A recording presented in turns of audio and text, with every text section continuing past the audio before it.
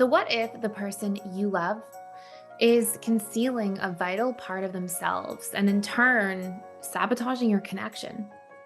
Well, in today's video, we are going to unveil the hidden fears that often drive avoidants to shield their hearts and, as a result, disrupt intimacy. And my hope is that by the end of this video, you understand the secret things that avoidants don't want you to know, but can actually take that understanding and bring it into your relationships in a super healthy way.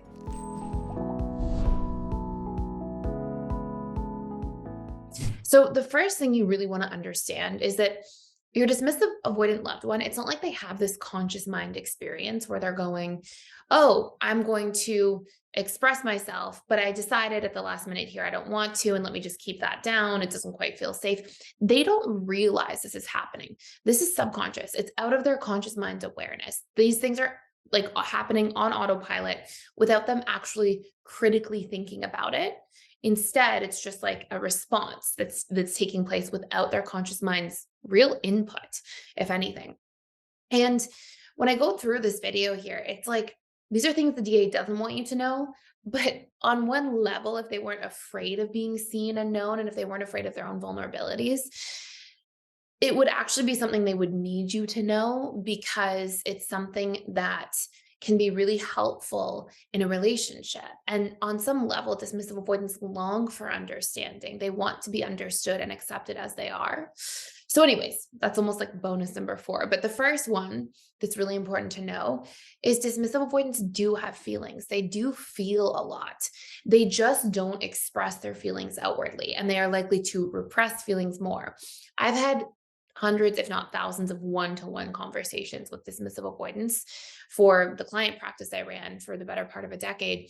And in that experience, I saw time and time and time again that a dismissive avoidant was still feeling their fears, feeling sadness, missing a partner, caring about them, feeling love. But it was something that they were afraid to even bring up to the conscious mind surface. And it was something that they were kind of busy trying to stuff down because just within that feeling or set of feelings, there was also fear associated. And this is what I mean on this channel when I talk about DAs being in their feelings minus their fears. It's like their feelings can kick off their fears. And so they feel what the other attachment styles are feeling. I would say sometimes a slightly more muted response by comparison, like 80% of what an FA tends to feel, because they tend to have their feelings magnified and they really live in those feelings. And same with APs as a general rule. But it's not that DAs don't even have the capacity to feel those things. It's that their automatic coping mechanism is to try to push those things down or to try to avoid them. And so they often live in a state of doing that. Like if you watch a dismissive avoidant closely, they are often escaping into things all the time. And it's not that they're like, so they may escape into their phone, into social media, into text messages, into a TV show, into a video game, into, one thing after another. And it's all basically a self-avoidance mechanism. And they're escaping from their own feelings and emotions. So it's not that those aren't there, it's that they're coping quite consistently and avoiding and trying to repress and compartmentalize. And so they may be a little more skilled at that, perhaps, than other attachment styles when others are triggered, because that's their way of coping, is to push down, not to have that information flow up. But really, that secret number 1 is that they feel so much. They have all those feelings there. I know it may seem like they don't from time to time, but that really couldn't be further from the truth. It's just the expression of them and their coping mechanisms around them are slightly different. Number 2, dismissive avoidants are very, very sensitive to criticism. I've talked about this on this channel before, but the way I like to think of this as an analogy, and I want to really like highlight this because of how valuable it is to know this and to really understand it deeply. An analogy would be if I come to you and in your bank account, you have $20 and I say, I need to borrow 15, or I need to borrow 25 and put you in overdraft.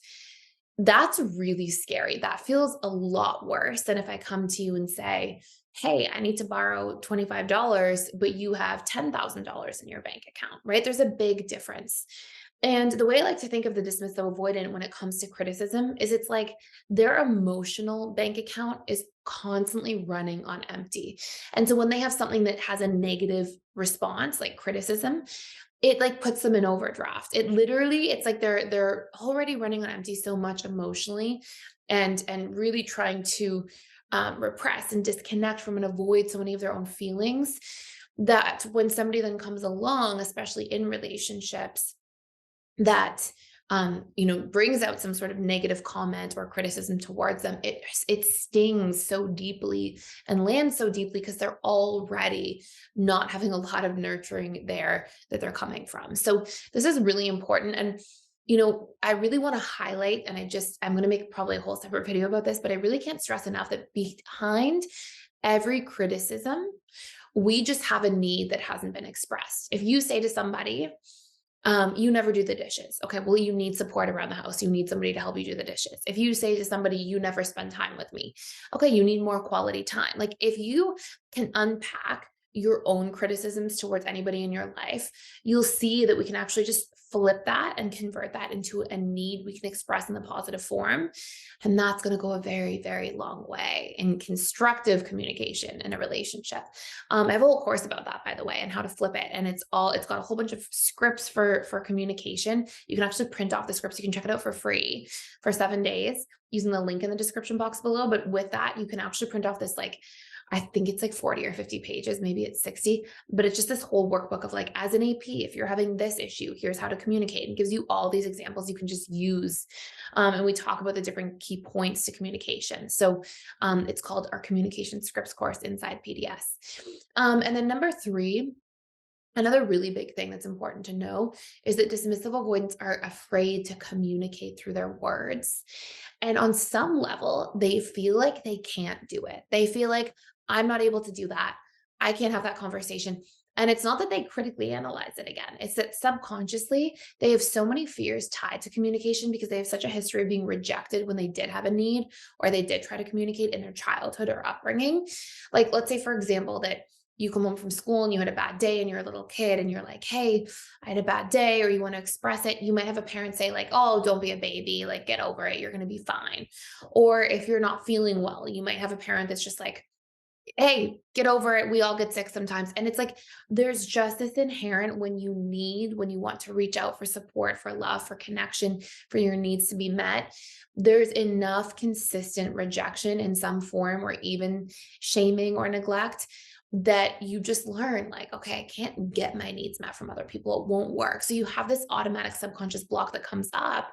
So when you want to communicate through words, or want to do these different things, the DA is like, it's like they have this need to do it. And right away, as soon as that need is triggered, it's like that those stored associations emotionally are then triggered next to it that say, no, we can't do that. Nope, that's bad. And then we push it back down.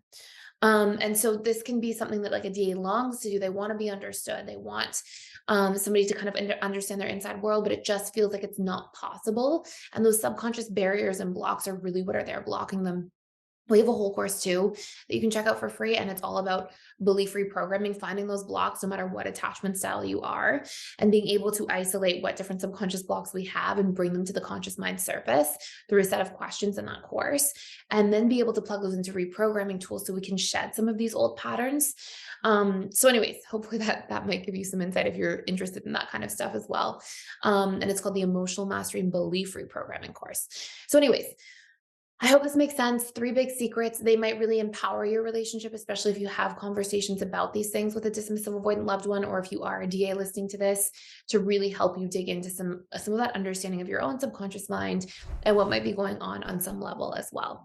So thank you so much for watching. I hope you enjoyed this video. Please subscribe to this channel if you enjoy this content, and I will see you in the next video.